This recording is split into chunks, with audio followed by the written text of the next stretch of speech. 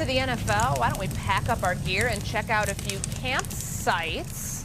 Training camp still going on. The Cowboys and Saints have each been fined $500K by the NFL for multiple fights that broke out during Tuesday's joint practice. And Jerry Jones said the team's going to fine the individual players that were involved as well, as it's up to the team to decide how that fine is paid. Jerry was asked about second-year linebacker Donovan Ezaraku, who was ejected for the second time in camp. Well, I think that you have to have consequences, and that needs to register. In other words, we all know, whether you're playing a game or out here in society, if you aren't sensitive about the consequences of your behavior, then you'll get brought to your knees pretty quick. If Ezaraku does that during a game, he's fined, but apparently his owner of the team is going to fine him too. What's your reaction to that as our resident Cowboy? I'm a little mixed on that. I'm a little mixed on that. We talked about training camp earlier, the dog days of it, the physical, the mentality, the competitiveness. And I get what Jerry's getting at. I understand, if it affect the team, I get that. But a fine in training camp from your own team, to me, feels a bit extreme for a fight. And fights have been happening in training camp for years. And now you want to find, I don't agree with that. But the $500K will change your mind about it. You know what it is? It's the optics of what we just saw, because I love a good scuffle. Yeah. I don't mind a little fight. Yeah. I don't mind a little push and shove. I don't mind a little, punch, push to the helmet. That happens all the time. But you got guys suplexing people, tackling people, squaring up like you're going to fight somebody. That part's embarrassing. Right. That part needs to get fined and get out. You can scuffle. Emotion should be high. It should be intense. But there's a line that I think is crossed at times, and we saw that right there, and that's why the fines. Yeah, this was a little the body slamming was a little much. Yeah, it was a little much. Yeah. But no, these things happen. Jackson Dart, there were fights in the Giants-Dolphins joint practice. Jackson Dart said, we like it because we're trying to establish an identity. So sometimes if you're on the upswing, a team like the Giants, a team like the Saints trying to prove who you are, tempers are going to flare. A team like the Cowboys with a lot of veterans who are more established, they're probably going to take it a little bit easier. But I think this is just the nature of joint practice. You're going to have this sometimes. The fine, especially with players, is a lot. A $500K fine is extreme. Yes. Is that what they're saying they're going to do? That's what the teams are going to have to incur. That's not individual players. Find the guys throwing punches because of how silly that is. Yeah. Right? At the end of the day, you can get yourself hurt and put your team in a bad position. Everybody else, you don't want to be caught on film not scuffling when the fight breaks out. I think that's the other side of this is they're telling you to be intense, and guys are responding to that request. Well, if it hits the players in their pockets, that might be the one way to stop fights. Some of them don't have no pockets. Very fair. I agree with that. And it's usually those ones that are fighting that don't have. Because they're pushing the envelope in practice. They're trying to figure out how to make a team. Very fair. Fair point. All right. So speaking of sites, Vikings quarterback Kyler Muray, a little bit on the smaller side at 5'10". Whoa. And his head coach Kevin O'Connell revealed that might actually affect the way he sees what's in front of him. He couldn't see on a play, and he didn't want to tell me that, so he prefaced it with, I know I'm not allowed to say this, but, and we both got a laugh out of it.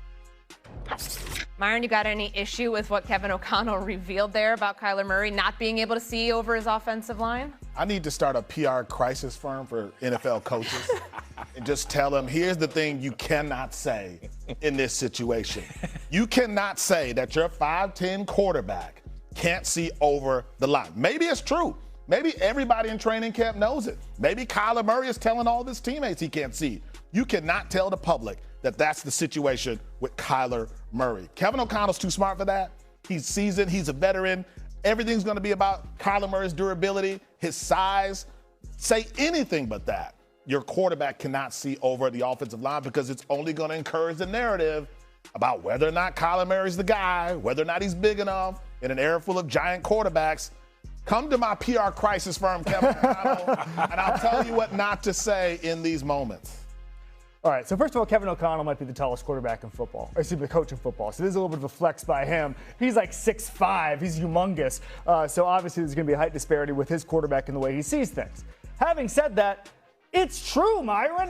Kyler Murray's short. He knows it. He knows he plays with his limitations. I don't hate this because it shows you that they know what the offense is. Kyler's not going to throw a ton over the middle. They're not going to try to throw, in situations where you would need height. They understand their limitations. Nobody's in the dark about this.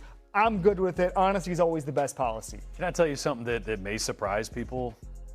every quarterback makes throws every single game that they cannot see. And I don't care how tall you are. If you're 6'2", how big's the average O-lineman? 6'5", 6'6". Yeah. His center's 6'7". Yeah, you're looking into helmets and into backs all the time. And because of practice and because of muscle memory, you know how and where to throw the ball on certain timing concepts. That's just a reality. Now, there's probably a few more throws for him, but it is common for every quarterback that's not 6'7". Just happens. Myron, I get what you're saying, but I like this. I like the relationship building portion of it. The little hinted laugh. I'm big on communication. And sometimes this to me was about Kevin O'Connell and Kyler Murray's relationship and the things that he's trying to build going forward.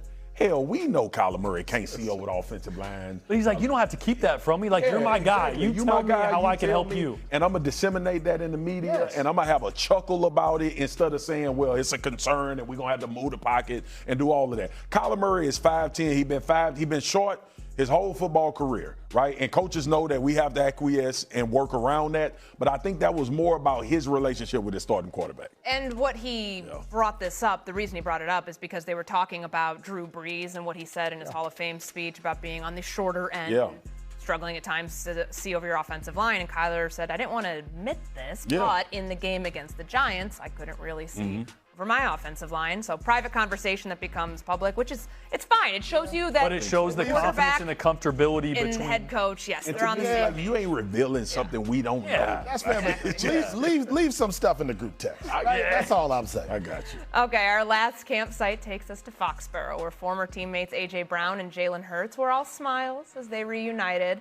We caught up with them on the second day of Eagles-Patriots joint practices, and we can't hear what they were saying with this interaction, but let's have some fun here. Jordan, what do you think they were saying to each other? Yeah, you look good, man. Hey, did you get that text I sent you? No, I didn't see it, man. I changed my number. Oh, that's why. It's just, come on, it's kumbaya. What do you think? At this point, who cares, right? They didn't have a great relationship. It doesn't matter. They don't have to be the best of friends, but they have history together. You can have a laugh and move on. Man, it's like being friends until you become roommates. We better friends if we don't live together. Yeah, great point. That's probably what happened. You remember, I don't know if y'all remember the call when AJ got traded to Philly. It was him and Jalen Hurts on the phone looking like it was a match made in heaven. Yeah. Sometimes it's not the case. You get a dude in the building. I got family members. I got 3-day threshold. We have the best time, but you got to go home. That's it. After that, because it's going to start weighing on you. That's like the things you do, the way you live, and all that start weighing on me. So for 72 hours, we are the best. We look like the closest knit family ever. And I think some of this, too, is I know AJ and I know Jalen well, and both of these guys are very mature young men, and they understand, like, you know what, bro, we can put whatever to bed, and we can move forward, but I think this is more about living together. Probably not. Hey, get you a house down the street, we'll be straight forever. To that point, regrettably, back in the day, I found a roommate on Craigslist, the first house I bought. I'm like, shoot, let's just find a roommate. Hindsight, terrible idea, but it ended up good. He was one of the best roommates ever. We didn't have a ton in common. We functioned in the same house together. My best friend who lived with me, we fought all the time. Problem is when you find out your wife like that, or your husband. That's when it That's why you got to cohabitate before you get married. Myron, what do you think they're saying to each other? They're talking about the weather.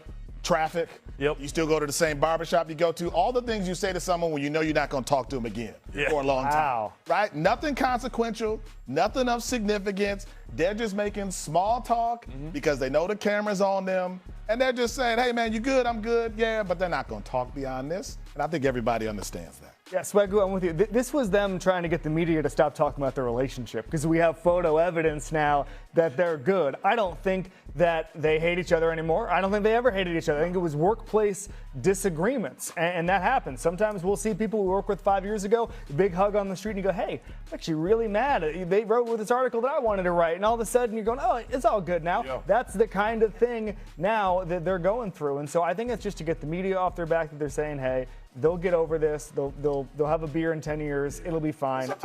Sometimes, we have to allow guys to go through their process. They might have hated each other guts and then came around. I get it that the media is there and AJ was asked those questions. I just don't know those two to be contrived like that. Like, hey, man, let's meet so the media stop talking about this. AJ a real one.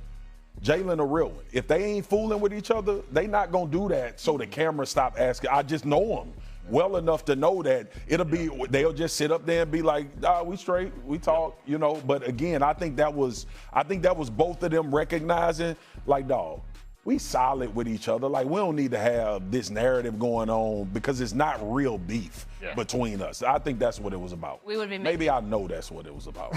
We'd be making a much bigger deal about this if that moment was not, if it didn't happen, if it wasn't captured by the cameras there at joint practices on Thursday. All right.